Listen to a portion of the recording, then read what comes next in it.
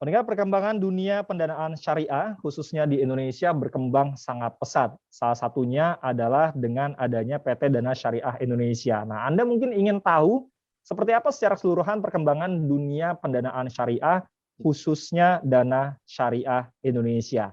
Nah, hari ini kita akan membahas dalam Radio Talk Ayo Hijrah Finansial bersama danasyariah.id, dan sudah hadir narasumber kita di hari ini adalah CEO dan founder dari PT Dana Syariah Indonesia, Bapak Taufik Al-Jufri, SE, Sarjana Ekonomi.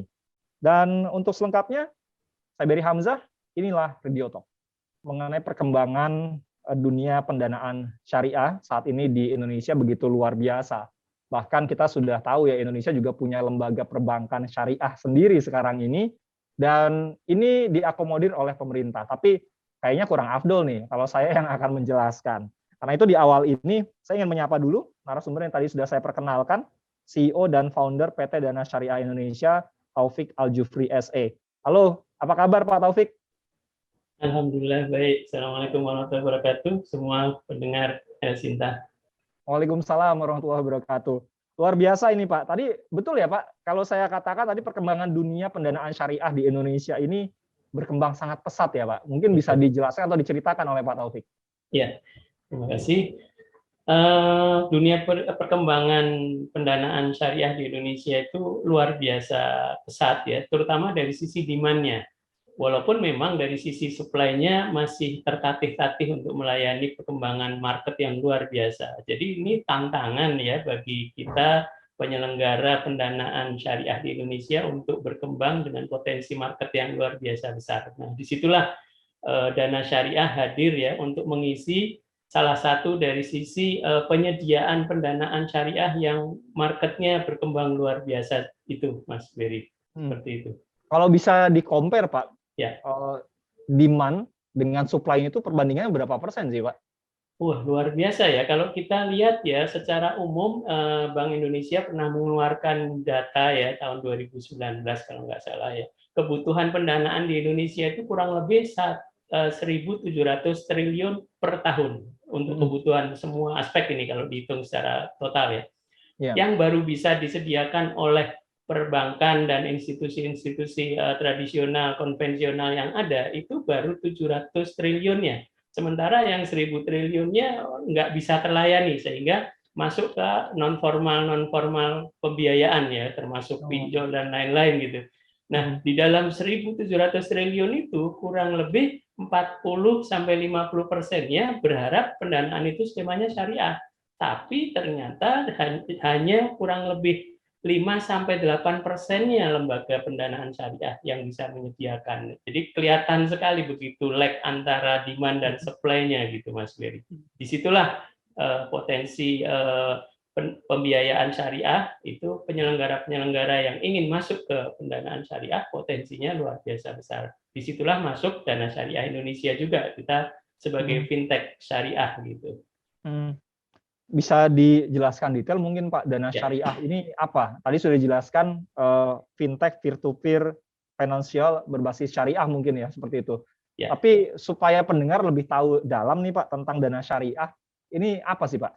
Ya, jadi Dana Syariah itu adalah fintech peer-to-peer financing yang berskema syariah ya. Jadi sekarang ini kan sejak tahun 2017 ya pemerintah sudah membuka untuk adanya peer-to-peer financing ya, dan termasuk peer-to-peer financing syariah. Nah, Dana Syariah alhamdulillah sudah berizin ya, terregistrasi sejak pertengahan 2018.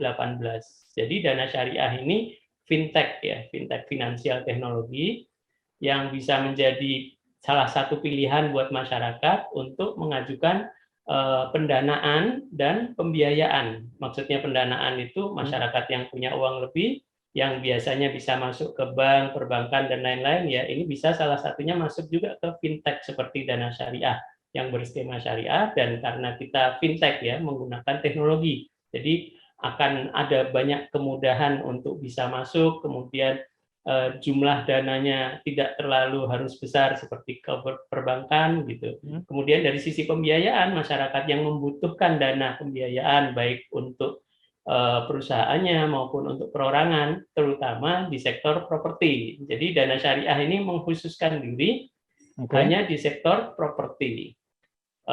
Pendanaannya, pembiayaannya. Kalau pendanaan dari masyarakat umum, yang penting masyarakat dananya 1 juta dan kelipatannya itu bisa masuk ke aplikasi dana syariah untuk bisa membiayai proyek-proyek properti yang butuh pembiayaan. Itu, Mas Ferry. Ya. Tapi apa sebetulnya yang membedakan antara dana syariah dengan fintech peer-to-peer lainnya, terutama yang juga berbasis syariah atau yang konvensional nih, Pak? Ya, pertama sebagai fintech yang beda adalah basis teknologinya. Jadi kita dana syariah ini berbasis teknologi sehingga kita tidak membuka cabang di seluruh Indonesia, katakan begitu. Tapi dana syariah ini bisa diakses layanannya lewat internet. Jadi kapanpun, dimanapun ya, tidak terbatas hari libur, tidak terbatas di desa, di kota, selama ada jaringan internet, fintech itu bisa diakses. Sehingga itu yang pertama yang membedakan. Kedua, karena fintech ini penuh dengan kreasi inovasi ya, kita melayani masyarakat yang banyak tidak terlayani oleh lembaga pembiayaan yang sudah ada sebelumnya ya. Katakanlah misalnya developer properti itu kan butuh pembiayaan misalnya untuk kredit konstruksi. Tapi kalau developer properti itu perorangan, dia nggak bisa mengajukan ke bank, harus institusi. Tapi ke dana syariah bisa gitu.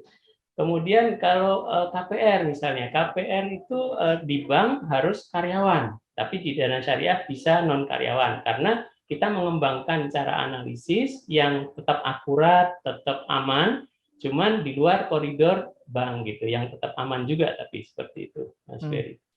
Nah, apa sih Pak keuntungan dari masyarakat misalkan yang ingin bergabung di dana syariah ini, Pak? Iya. Masyarakat yang ingin bergabung ke dana syariah ini kan ada 2 sisi ya. Pertama dari sisi yang punya uang, yang kelebihan dana gitu ya. Ya, pendana yang punya uang lebih, yang biasanya mereka bisa punya alternatif masuk deposito, tabungan dan lain-lain gitu ya. Nah, dana syariah ini memberikan salah satu pilihan. Pemilik dana itu dengan uang hanya 1 juta, dia bisa ikut di proyek properti yang ditawarkan di aplikasinya dana syariah. Dan itu skemanya syariah. Jadi dananya akan lebih produktif gitu. Kalau kita bandingkan dari sisi margin, dana syariah ini menawarkan margin yang kurang lebih 2-3 kali lipat dari lembaga pendanaan yang lain gitu ya. Itu kemudian skemanya syariah.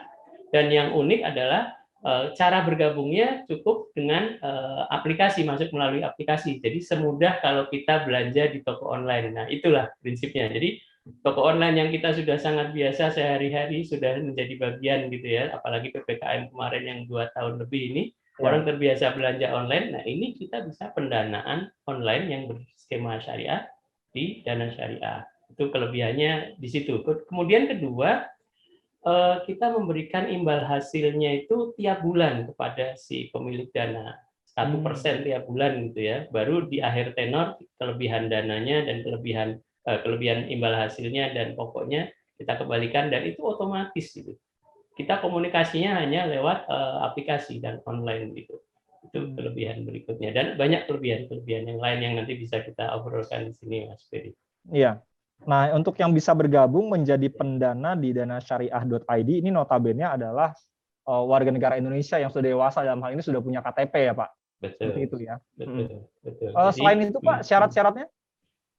Kalau dari sisi pendana atau pemilik dana, syarat-syaratnya yang penting itu tadi sudah punya KTP, kemudian dananya juga dijamin tidak berasal dari, kalau pemerintah kan mengharuskan dana itu jangan sampai ada afiliasi dari dana-dana teroris atau pencucian uang dan lain-lain. Itu kita ada mekanismenya nggak boleh lah, Pak ya. Betul. Itu kalau dari sisi pendana. Kemudian kalau dari sisi pembiayaan, pengajuan pendanaan, itu mekanismenya pengajuannya mirip seperti kalau kita mengajukan dana konstruksi ke bank ya, misalnya developer mengajukan dana konstruksi ke bank. Cuman bedanya persyaratannya jauh lebih mudah, seperti tadi yang saya sebutkan. Developer perorangan pun bisa mengajukan pendanaan kredit konstruksi ke dana syariah, dimana kalau di bank kan nggak bisa, harus PT gitu ya. Kemudian kalau perorangan yang ingin punya rumah, tidak harus karyawan tetap.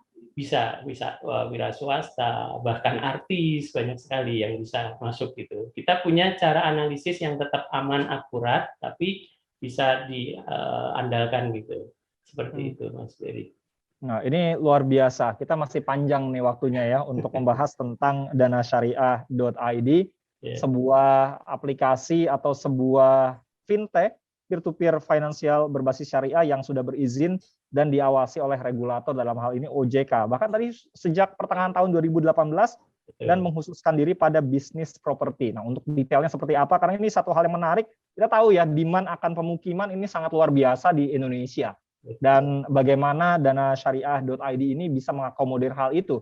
Nah, satu hal yang menarik buat saya adalah ketika saat ini banyak masyarakat di luar sana yang ingin memiliki kediaman atau rumah.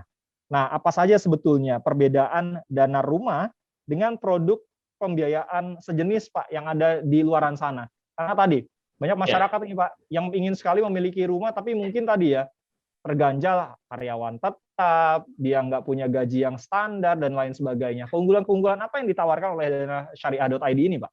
Ya, terima kasih. Pertama, karena kita fintech, maka aplikasi atau permohonan pengajuan pendanaannya itu bisa dilakukan secara online. Jadi tidak harus datang ke kantor kita, tidak harus ketemu muka secara fisik, bisa lewat online. Jadi di aplikasi kita itu sudah tersedia bagi masyarakat yang ingin mengajukan kredit kepemilikan rumah syariah, itu bisa masuk mendaftar, data-datanya dimasukkan di aplikasi kita, kemudian bahkan simulasi cicilannya apabila dia sudah tahu rencananya mau membeli rumah yang harga berapa, DP-nya 0% bisa, biaya-biaya KPR, biaya-biaya awal yang biasanya harus disiapkan kurang lebih 5-10% itu bisa juga dimasukkan dalam pembiayaan juga, sehingga di situ lewat aplikasi itu pemohon atau rencana nasabah yang mau mengajukan KPR itu bisa lihat tuh simulasi cicilannya sampai 15 tahun gitu. Itu keunggulannya di Maksimal situ. 15 tahun ya, Pak?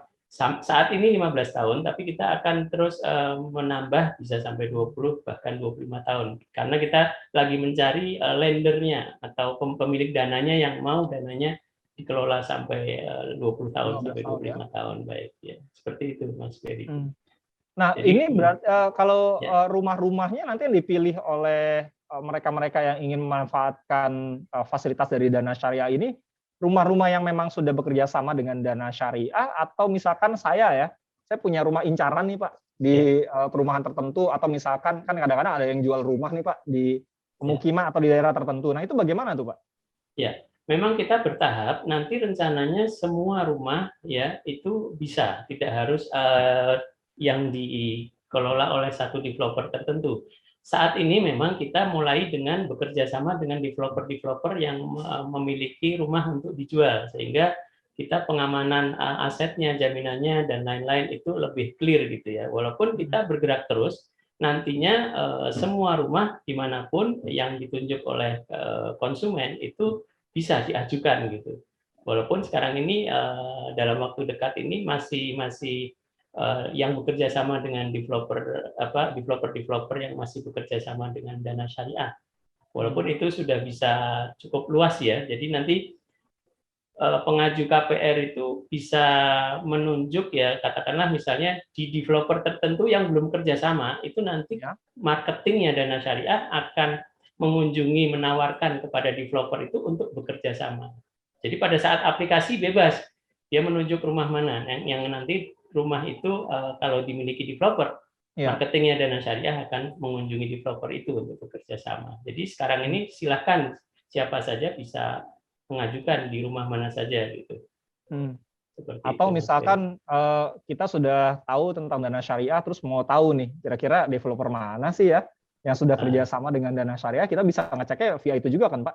Bisa juga menghubungi ke customer service kita yang ada di aplikasi itu ya, di nomor handphone atau nomor WA 0822 5050 itu juga bisa. Jadi misalnya di daerah Makassar itu mana developer yang sudah bekerja sama, di Medan mana developer yang sudah bekerja sama, itu bisa juga. Dan akan kami muat juga di website kita juga. Seperti itu. Sekali lagi ini Ya. satu hal yang mungkin bisa menjadi solusi ya bagi Anda pendengar dan juga masyarakat di Indonesia. Kalau selama ini mungkin Anda berpikir mau punya rumah kayaknya kok sulit banget gitu ya. Terus harus ada syarat-syarat yang agak berat dan lain sebagainya. Tapi kalau saya berpikir sih dengan adanya Dana Syariah Indonesia ini, sepertinya kalau mau punya rumah itu jadi lebih mudah. Nah, kalau Anda punya atau pengen investasi kayaknya bingung nih, uang saya mau dikemanakan ya? Anda juga bisa bergabung loh ternyata bersama Dana Syariah Indonesia. Nah, hal lain yang perlu diketahui, dana rumah ini dapat diajukan melalui platform digital. Tadi Pak Taufik juga sudah menjelaskan, baik itu melalui websitenya danasyariah.id ataupun melalui mobile apps yang bisa diunduh ya di Google Play atau di App Store. Calon nasabah dipersilakan mendaftar, kemudian melengkapi data yang diperlukan untuk dapat diproses pengajuannya. Nanti tinggal menunggu saja kira-kira apakah disetujui atau tidak. Nah, biasanya Pak, pada saat proses pengajuan misalkan, Ya. itu butuh waktu berapa lama sih Pak sampai kita betul-betul di-ACC oleh Dana Syariah, Pak? Ya. Sebetulnya kalau semuanya lancar tidak sampai 1 bulan, bahkan bisa 3 minggu. Hanya saja seringkali yang memakan waktu itu adalah pada saat nasabah melengkapi data. Misalnya data yang dikirim tidak terbaca tulisannya, atau ada hal-hal lain yang kurang lengkap gitu. Sehingga bagian analis Dana Syariah tidak bisa melanjutkan penganalisaannya gitu. Tapi kalau semuanya lengkap, semuanya bisa terbaca, itu 3 minggu sampai 1 bulan itu sudah akad gitu, dan itu udah jauh lebih cepat dibanding perbankan yang bisa 2 bulan 3 bulan gitu, seperti itu Mas Ferry. Jadi Insya Allah dengan adanya teknologi, ya kurang lebih sebulan kurang itu sudah bisa akad kalau semuanya lancar, seperti itu. Kalau syarat-syaratnya sama nggak sih Pak dengan syarat-syarat misalkan kalau kita mau punya rumah melalui pembiayaan lain gitu? Ada Ya. dokumen-dokumen tertentu juga kan yang harus disiapkan. Apa Betul. saja sih Pak? Betul. Jadi syarat-syaratnya sih identitas ya, yang jelas identitas itu harus valid ya, misalnya nama, KTP dan NIK harus jelas itu, tapi kita bisa mengetahui valid atau tidaknya melalui teknologi juga. Jadi pada saat ada pengajuan KPR kemudian nasabah tersebut mengirim KTP gitu, kita bisa melihat valid atau tidaknya karena dengan teknologi, sehingga kita bisa merespon lebih cepat untuk mereka kirim yang aslinya, yang sebenarnya, misalnya seperti itu. Jadi ya kalau persyaratannya mirip seperti pengajuan di bank, hanya kita lebih simple. Nanti pada saat kita minta data-data misalnya penghasilan gitu ya, yang biasanya di bank harus mengajukan dengan slip gaji dan lain-lain. Nah, di Dana Syariah tidak, karena tidak harus karyawan tetap, misalnya seperti itu. Jadi persyaratannya secara umum lebih ringan, lebih longgar, lebih simple dibanding dengan kalau kita mengajukan ke perbankan. Yang paling penting adalah data-datanya harus real ya, jangan mengada-ngada, harus valid. Itu akan semakin cepat lah paling enggak, dan mempermudah nantinya untuk proses pemeriksaan ya. Ini betul nggak sih dokumennya milik yang bersangkutan yang mengajukan pinjaman ke Dana Syariah. Jadi semakin mempermudah, Anda juga semakin cepat nantinya ya untuk bisa mendapatkan pinjaman pendanaan, terutama untuk fasilitas kepemilikan rumah begitu ya Pak Taufik ya. Betul. Nah Pak, ini baru ada di Jabodetabek atau di seluruh Indonesia bisa nih Pak Dana Syariah diakses? Kita sementara ini memang lebih fokusnya di Jabodetabek, tapi kita sudah mulai menjajaki untuk di luar Jawa, terutama nanti di 11 kota besar yang umum kita pakai ya, 11 kota besar di luar Jawa. Jadi sekarang ini kita bekerja sama dengan asosiasi-asosiasi pengembang supaya layanan Dana Syariah ini segera ada di sana dalam waktu dekat. Dalam hitungan 1-2 bulan ini kita akan sudah bisa melayani seluruh Indonesia insya Allah. Jadi bagi masyarakat yang sudah di Jabodetabek silahkan langsung mengajukan, bagi yang di luar Jabodetabek silahkan mengajukan, tapi sambil kita kembangkan hubungan kita dengan pengembang-pengembang di luar Jawa. Jadi mungkin dalam hitungan 2-3 bulan sudah insya Allah bisa seluruh Indonesia layanan Dana Syariah ini, seperti itu Mas Ferry. Ini mungkin baru ada yang bergabung Pak. Kalau untuk pembiayaan rumah tadi ya, ini maksimal sampai berapa tahun sih Pak? Dan minimalnya berapa tahun gitu? Ya, minimalnya 3 tahun, maksimalnya saat ini baru 15 tahun, tapi insya Allah dalam bulan-bulan ke depan kita dapat super lender yang bisa 20-25 tahun. Jadi kalau hari ini masih 15 tahun. Seperti itu. Kalau nilai atau nominal rumah yang nanti misalkan ingin dibiayai, itu ada batasannya juga nggak? Ya, kalau nilai rumahnya tidak terbatas, tapi plafon pembiayaannya maksimal 2 miliar untuk satu nasabah ya. Jadi dari mulai 100 juta bisa sampai 2 miliar. Nilai rumah bisa saja misalnya 5 miliar gitu ya, tapi yang 3 miliar menjadi down payment, nah yang 2 miliar yang diajukan ke Dana Syariah. Artinya plafon kreditnya maksimal 2 miliar 2 sesuai dengan miliar. ketentuan OJK gitu. Oke. Minimalnya 100 juta. Hmm. Berarti lebih dari itu nanti tinggal dihitung aja ya. Kalau yang di Dana Betul. Syariah pembiayaannya maksimal sampai dengan 2M. Kalau misalkan harganya lebih dari 2M ya DP-nya kita bayar dulu. Nanti sisanya pinjaman dari Dana Syariah itu yang kita bayarkan secara syariah begitu Pak ya. Betul. Nah, yang unik di Dana Syariah ini DP-nya bisa 0% kalau plafon kreditnya itu mencukupi ya. Wah, Kemudian juga biaya-biaya awal yang biasanya kan nasabah KPR harus menyiapkan dana di awal kurang lebih 8-10% ya untuk biaya notaris, biaya asuransi dan lain-lain. Itu bisa dimasukkan dalam plafon kreditnya juga. Sehingga nasabah KPR cukup menyiapkan angsuran bulan depan, angsuran bulanannya, tidak perlu ya. menyiapkan dana awal yang cukup besar. Itu yang menarik di Dana Syariah. Ada syarat khusus tuh Pak untuk bisa mendapatkan 0% tadi Pak? Asal plafon kreditnya mencukupi. Jadi dari analisa itu Dana Syariah, tim analisisnya kan akan melihat apakah dengan plafon itu kemampuan bayarnya masih bisa gitu. Tapi kalau kemampuan bayarnya diragukan sehingga harus turun plafon, terpaksa sisanya sebagai DP. Tapi kalau itu mencukupi, DP-nya bisa 0% dan termasuk biaya-biaya awal yang di awal 10% itu bisa masuk juga di plafon. Misalnya kalau ada rumah yang Ya, harga 100 juta misalnya, itu kemudian biaya-biayanya kan bisa 8 sampai 10 juta. Nah, betul. supaya bisa masuk, maka yang diajukan adalah 110 juta gitu. Sehingga nanti harga rumah 100 juta, kemudian yang 10 juta itu untuk biaya-biaya akad itu sudah bisa terpenuhi. Jadi Oke. nasabahnya tidak perlu menyediakan dana 10 juta di awal, langsung ke angsuran tiap bulannya. Seperti itu gambaran simpelnya. Ya.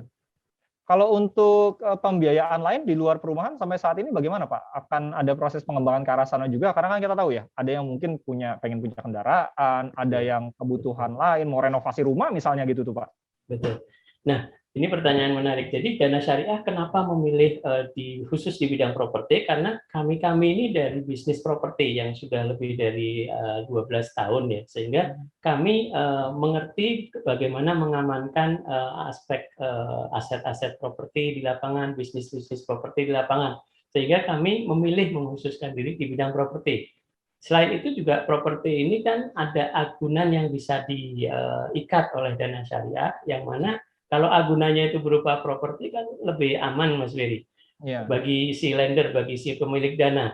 Jadi pemilik dana ini akan lebih merasa aman kalau masuk dananya ke Dana Syariah, karena Dana Syariah mendapatkan agunan dari si peminjam dana itu atau pembiayaan itu berupa aset properti, yang mana aset properti kan nggak ada rodanya dan nilainya dari waktu ke waktu naik gitu. naik Jadi terus. kenapa Betul. kita memilih properti? Kedua, properti itu kan ada sektor ikutannya yang kata pemerintah ada yang 179 subsektor, ada yang bilang 180 subsektor. Jadi kalau kita fokus aja di bidang properti, maka sebetulnya sudah ada sekitar 170 sampai 180 subsektor lain yang akan terbawa manfaatnya juga. Hmm. Katakanlah misalnya sektor kerajinan, dengan banyaknya rumah yang dibangun lancar, maka ada kerajinan ya untuk furniture dan lain-lain itu akan keangkut juga. Kemudian kontraktor dengan material-materialnya ya semen dan lain-lain itu akan keangkut semua,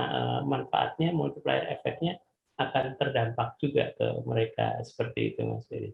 Oke, ini sungguh luar biasa. Saya mungkin bisa ingatkan lagi ya, untuk info lebih lanjut pendengar dan Ya. juga netizennya Elsinta, Anda bisa langsung hubungi 15.091. Jadi 15.000.091 atau WA WhatsApp di 0822 5000 5050, atau Anda juga bisa buka IG-nya ya di Dana Syariah ID. Dan untuk informasi lainnya mungkin Pak, singkat saja silakan Pak sebagai penutup dari Pak Taufik.